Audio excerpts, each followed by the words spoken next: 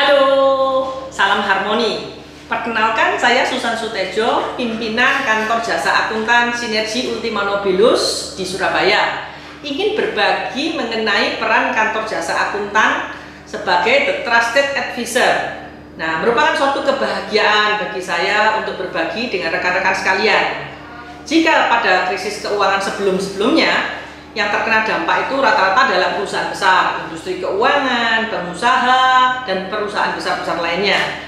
Namun, krisis akibat pandemik COVID 2019 ini langsung menyerang semua kalangan, bahkan sampai kepada kalangan usaha mikro, kecil, dan menengah.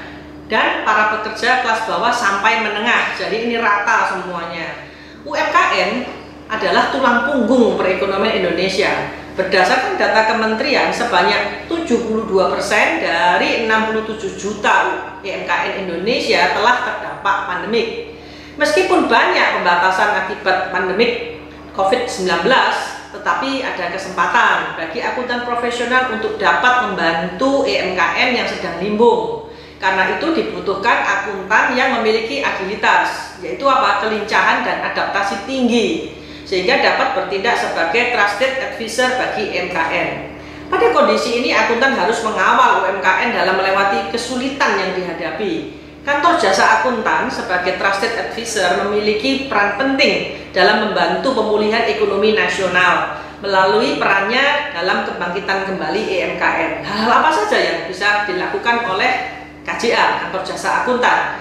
Yang pertama adalah bisa membantu pembukuan yang berkualitas sehingga dapat digunakan untuk mendapatkan akses permodalan. Sebetulnya telah terbit SAK UMKM di tahun 2016 sebagai bentuk kontribusi akuntan agar UMKM dapat bankable.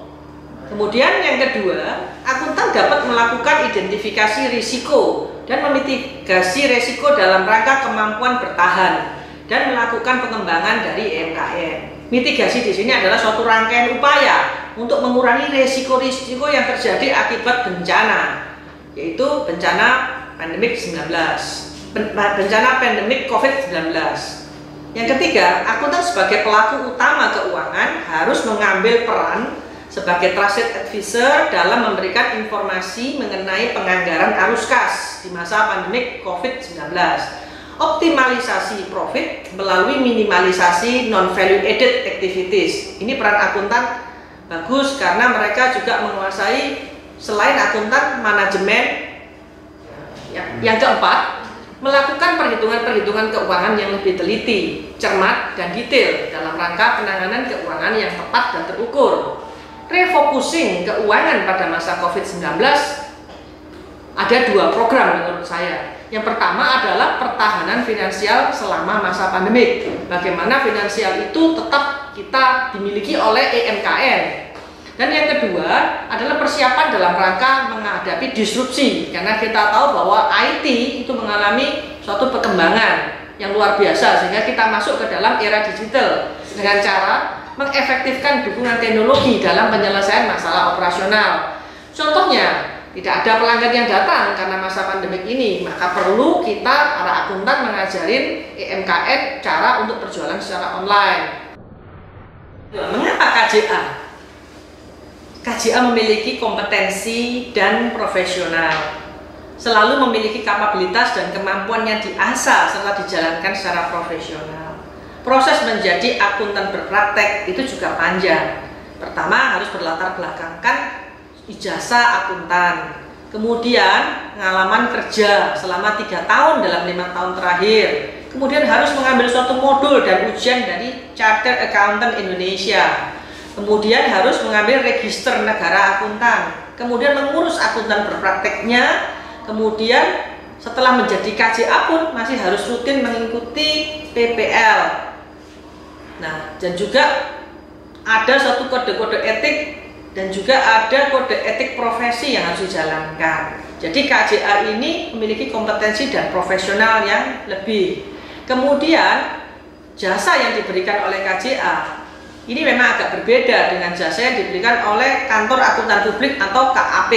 Kantor akuntan publik lebih banyak melakukan audit, sedangkan kantor jasa akuntan lebih banyak melakukan pendampingan, tidak melakukan fungsi audit. Sebab fungsi ini sudah dilakukan oleh KAP. KJA sendiri membantu entitas mikro kecil menengah agar laporan keuangan mereka dapat diaudit dengan baik. KJA membawa EMKN lebih ke arah bisnis partner. Nah, kemudian anggota IAI dan terdaftar di Kementerian Keuangan wajib menyampaikan laporan tahunan ke Kementerian Keuangan dan perubahan-perubahan data pendidikan profesi berkelanjutan. Aspek KJA yang pertama adalah legalitas. Sesuai dengan PMK 216 PMK 01 tahun 2017 yang dikeluarkan oleh Kementerian Keuangan.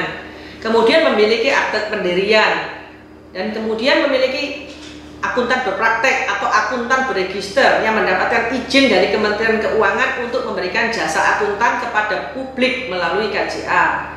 Nah, KJA adalah badan yang telah mendapatkan izin Kementerian Keuangan untuk memberikan jasa akuntansi kepada publik bagi akuntan berpraktek.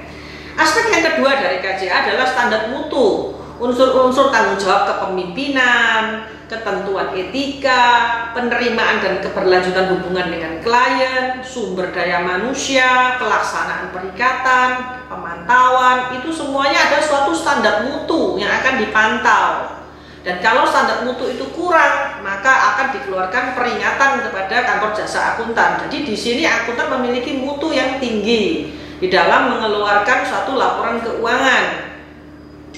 Nah, yang ketiga aspek dari KJA adalah profesionalisme.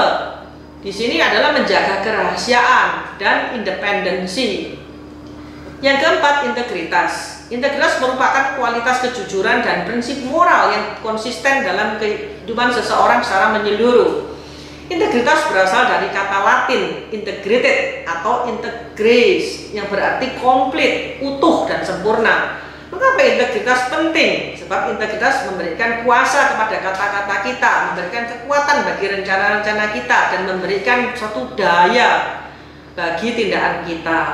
Aspek yang kelima dari KJA adalah pengawasan dan pembinaan. Pembinaan dalam menjalankan tugas sebagai akuntan berpraktek, memantau berjalannya sistem pengendalian mutu dan kode etik profesi. Pemeriksaan dalam bentuk berkala, sewaktu-waktu maupun khusus. Dalam hal administrasi umum, keberadaan kertas kerja, kewajiban perpajakan, dan prinsip mengenali pengguna jasa. Pada slide terlihat persebaran kantor jasa akuntan 2019. KJA itu mudah ditemukan dan dicari di seluruh Indonesia. Ada 504 KJA dengan 605 akuntan berpraktek yang tersebar di 33 provinsi di Indonesia. Di Jabodetabek ada 170, di Banten, Jawa, dan non-Jabodetabek ada 146, di Bali, Nusa Tenggara ada 20, di Sumatera ada 88, di Kalimantan ada 38, di Sulawesi ada 37, dan di Maluku dan Papua ada 5. Jika tadi telah membahas mengenai KJA sebagai Trusted Advisory, maka pada bagian berikutnya kita bahas mengenai kontribusi KJA untuk UMKM. Ada dua bagian besar yang bisa menjadi kontribusi KJA. Yang pertama adalah pembukuan dan manajemen, yang berikutnya adalah perpajakan dan jasa lainnya. Untuk pembukuan dan manajemen, yang pertama adalah bookkeeping atau penyusunan laporan keuangan berupa neraca, laba rugi, laporan arus kas, dan laporan laba ditahan atau laporan perubahan modal. Kemudian yang kedua adalah melakukan kompilasi laporan keuangan berdasarkan data-data yang sudah direcord, lalu kita compile atau kita supervisi sampai muncul satu laporan keuangan yang sesuai dengan standar akuntansi Indonesia. Kemudian yang ketiga adalah memberikan jasa-jasa manajemen. Kita membantu para entitas mikro kecil menengah sehingga mereka secara manajemen dapat mengelola dirinya dengan baik, baik itu operasional maupun keuangan. Nah, yang keempat adalah akuntansi manajemen dan konsultasi manajemen. Artinya semua ini berkaitan dengan bagaimana suatu entitas mikro kecil menengah dapat mengelola diri dan perusahaannya. Kemudian kalau aspek berikutnya adalah kemudian kontribusi KJA untuk UMKM berikutnya adalah berkaitan dengan masalah perpajakan dan jasa lainnya. Yang pertama adalah perpajakan itu sendiri, bagaimana pengisian SPT, bagaimana penghitungan perpajakannya, bagaimana aturan-aturan dari perpajakan yang baru itu kita informasikan kepada entitas mikro, kecil, dan menengah. Kemudian ada lagi agreed upon procedure, suatu jasa-jasa yang disepakati bersama. Kemudian pendampingan atas laporan keuangan, kemudian penyusunan laporan tata kelola dan sistem informasi. Termasuk di dalam jasa lainnya ini adalah IT, information technology, digitalisasi jika diperlukan. Kemudian KJA ini yang harus diingat adalah KJA dilarang untuk memberikan jasa assurance. Kontribusi kantor jasa akuntan untuk EAMKN itu tidak lepas dari siklus hidup suatu bisnis. Ini saya ambil dari formuda.com. Menurut formuda.com ada 5 tahap siklus hidup bisnis. Yang pertama dari idenya, kemudian startup, yang ketiga growth, keempat scale, dan terakhir maturity. Di setiap tahapan dari siklus hidup bisnis itu kantor jasa akuntan tetap memiliki peran. Pada waktu muncul ide, itu kantor jasa akuntan bisa menjadi partner berpikir, teman berkonsultasi, membantu mungkin outline bisnis, lakukan persiapan mental. Lalu kita kalau diperlukan juga bisa membuat simple feasibility study. Kemudian di level yang startup itu bisa, karena masih belum terlalu besar, jadi urusan pembukuan itu diserahkan, kemudian penyusunan tata kelola, bagaimana sistem dibangun, bagaimana mulai dari siklus penjualan, pembelian, utang, piutang. Di level startup, KJA dapat membantu entitas mikro kecil menengah di dalam melakukan tata kelola dari bisnis itu sendiri, baik melalui arus kas maupun arus barang. Arus kas itu dimulai dari ketika permodalan dipakai untuk berbisnis, kemudian bagaimana melakukan pembelian barang, pengeluaran biaya-biaya sampai produk itu jadi, dijual, kemudian uangnya masuk kembali ke rekening, dan rekening akhirnya berputar lagi melakukan pembelian dan penjualan. Jadi merupakan suatu siklus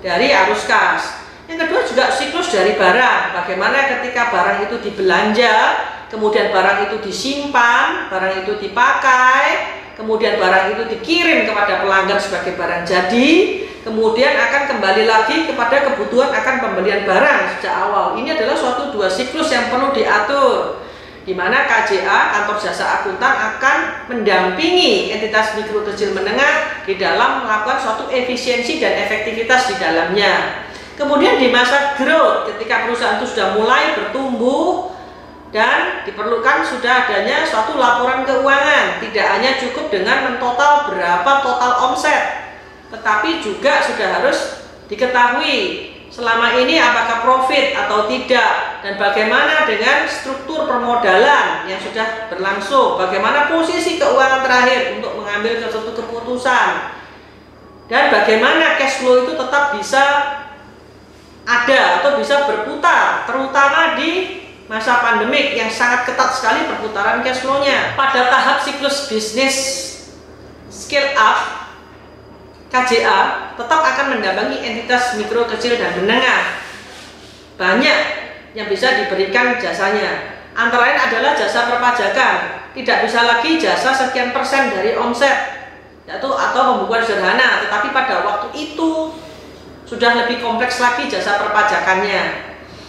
Jasa perpajakan yang sederhana adalah 0,5% daripada omset. Jasa yang sederhana, jasa perpajakan yang paling mudah adalah 0,5% dari omset. Ketika masa scale up sudah melebihi dari 4,8%, sehingga diperlukan lagi suatu jasa perpajakan yang lebih kompleks dengan PPh pasal 25. Kemudian ketika maturity, ketika taraf maturity, tetap entitas mikro kecil menengah ini akan didampingi oleh kantor jasa akuntan. Dalam apa? Dalam konsultasi strategi. Apakah pada waktu itu ingin dikembangkan lagi lebih baik? Apakah pada waktu itu akan dibuka cabang-cabang tertentu? Apakah pada waktu itu justru akan di downsizing? Nah, jadi di setiap siklus KJA akan selalu mendampingi entitas mikro kecil menengah. Jadi dalam hal ini KJA adalah bisnis partner EMKN di seluruh siklus bisnis. Khairil Anwar, penyair Indonesia, mengatakan, ada yang berubah, ada yang bertahan, karena zaman tidak bisa dilawan. Yang pasti kepercayaan harus diperjuangkan. Untuk para KJA Indonesia, jadilah kantor jasa akuntan yang dapat dipercaya dan haruslah terus berjuang untuk membantu entitas mikro kecil menengah supaya Indonesia semakin maju dan jaya. Salam harmoni, sekian dan terima kasih.